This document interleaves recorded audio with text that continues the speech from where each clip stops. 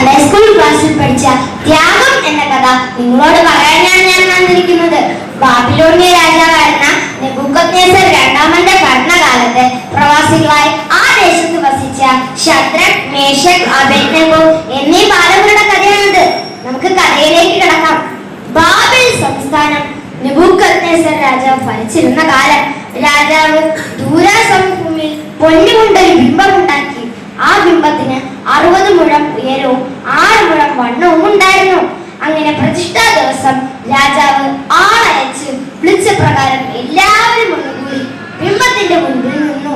അപ്പോൾ ഭൂഷകൻ ഉച്ചത്തിൽ വിളിച്ചു പറഞ്ഞു, വംശങ്ങളും ജാതികളും ഭാഷക്കാരുമായുള്ളവരെ, നിങ്ങളോട് കൽപ്പിക്കുന്നത് എന്തെന്നാൽ കാഹളം, കുടൽ, തമ്പുരു മുതലായ സകലവിധ വാദ്യനാദവും കേൾക്കുമ്പോൾ നിങ്ങൾ നെബൂഖദ്നേസർ രാജാവ് നടത്തിയിരിക്കുന്ന സ്വർണ്ണബിംബത്തെ നമസ്കരിക്കണം.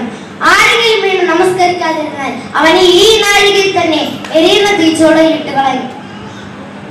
അങ്ങനെ സകലവിധ വാദ്യനാദവും കേട്ടപ്പോൾ എല്ലാവരും വീണ് രാജാവ് നടത്തിയ സ്വർണ്ണബിംബത്തെ നമസ്കരിച്ചു. ഇതേ സമയം കൽദേർ വന്ന് രാജാവിനോട് ഒരു കാര്യം ബോധിപ്പിച്ചു. രാജാവ് ദീർഘായുസായിരിക്കട്ടെ. രാജാവെ, ബാബേൽ സംസ്ഥാനത്തിലെ കാര്യാദികൾക്ക് മേൽവിചാരകന്മാരെ നിയമിച്ച ചില യഹൂദന്മാരുണ്ടല്ലോ, അവർ തിരുമനസ്സുകൊണ്ട് നിർത്തിയ സ്വർണ്ണബിംബത്തെ നമസ്കരിക്കുന്നില്ല. അപ്പോൾ നെബൂഖദ്നേസർ ഉഗ്രകോപവും ക്രോധവും കൊണ്ട് ശദ്രക്കിനെയും മേശക്കിനെയും അബേദ്നെഗോയെയും കൊണ്ടുവരുവാൻ കൽപ്പിച്ചു. അവർ അവരെ രാജസന്നിധിയിൽ കൊണ്ടുവന്നു. നെബൂഖദ്നേസർ രാജാവ് കൽപ്പിച്ചു, ശദ്രക്കെ, മേശക്കെ, അബേദ്നെഗോയെ, നിങ്ങൾ ഞാൻ പ്രതിഷ്ഠിച്ച ബിംബത്തെ നമസ്കരിക്കുന്നില്ല എന്നത് നേരെ തന്നെയോ? ഇപ്പോൾ സകലവിധ വാദ്യനാദവും കേൾക്കുമ്പോൾ നിങ്ങൾ ഞാൻ പ്രതിഷ്ഠിച്ച ബിംബത്തെ വീണ് നമസ്കരിപ്പാൻ ഒരുങ്ങിയിരുന്നാൽ നല്ലത്. നമസ്കരിക്കാതിരുന്നാലോ ഈ നാഴികയിൽ തന്നെ നിങ്ങളെ എരിയുന്ന തീച്ചുളയിട്ട്. അപ്പോൾ ശദ്രക്കും, മേശക്കും, അബേദ്നെഗോയും രാജാവിനോട് കൽപ്പിച്ചു, ഞങ്ങൾ സേവിക്കുന്ന ദൈവത്തിന് ഞങ്ങളെ വിടുവിപ്പാൻ കഴിയുമെങ്കിൽ അവൻ ഞങ്ങളെ എരിയുന്ന തീച്ചുളയിൽ നിന്നും രാജാവിന്റെ കയ്യിൽ നിന്നും വിടുവിക്കും. അല്ലെങ്കിൽ ഞങ്ങൾ രാജാവ് നടത്തിയ സ്വർണ്ണബിംബത്തെ നമസ്കരിക്കുന്നില്ല എന്നറിഞ്ഞാലും എന്ന് ഉത്തരം പറഞ്ഞു. അപ്പോൾ രാജാവിന് കോപം മുഴുത്തു. ചൂള പതിവാൻ ചൂട് പിടിപ്പിക്കേണ്ടെന്ന് 7 മണം ചൂട് പിടിപ്പാൻ അവൻ കൽപ്പിച്ചു.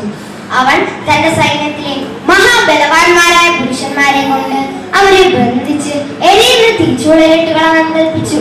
അങ്ങനെ അവർ ആ 3 ബാലന്മാരെ ബന്ധിക്കപ്പെട്ടവരെ എരിയുന്ന തീച്ചൂളയിലിട്ട് കളഞ്ഞു. രാജകൽപ്പന കർശനമായിരിക്കൊണ്ടും ചൂട് അത്യന്തം ചൂടായിരിക്കൊണ്ടും അവരെ എടുത്തുകൊണ്ടുപോയ പുരുഷന്മാരെ അഗ്നിജ്വാല ദഹിപ്പിച്ചു കളഞ്ഞു. 3 ബാലന്മാരും ബന്ധിക്കപ്പെട്ടവരെ എരിയുന്ന തീച്ചൂളയിൽ വീണു. പെട്ടെന്ന് രാജാവ് ഭ്രമിച്ചു. വേഗത്തിൽ എഴുന്നേറ്റു മന്ത്രിമാരോട് ചോദിച്ചു, നാം 3 പുരുഷന്മാരെയല്ലേ ബന്ധിച്ച് തീയിട്ടത്? 4 പുരുഷന്മാർ കെട്ടായി തീയിൽ നടക്കുന്നത് ഞാൻ കാണുന്നു. അവർക്ക് ഒരു കേടും തട്ടിയിട്ടില്ല. 4-മത്തവന്റെ രൂപം ഒരു ദേവപുത്രനോടൊത്തിരിക്കുന്നു എന്ന് രാജാവ് പറഞ്ഞു. രാജാവ് എരിയുന്ന തീച്ചുളയുടെ വാതിൽത്തലയുടെ അടുത്ത് ചെന്ന് അത്യുന്നതനായ ദൈവത്തിന്റെ ദാസന്മാരായ ശദ്രക്കെ, മേശക്കെ, അബേദ്നെഗോയെ പുറത്തു വരുമെന്ന് കൽപ്പിച്ചു. അങ്ങനെ ശദ്രക്കും, മേശക്കും, അബേദ്നെഗോയും തീയിൽ നിന്ന് പുറത്തു വന്നു.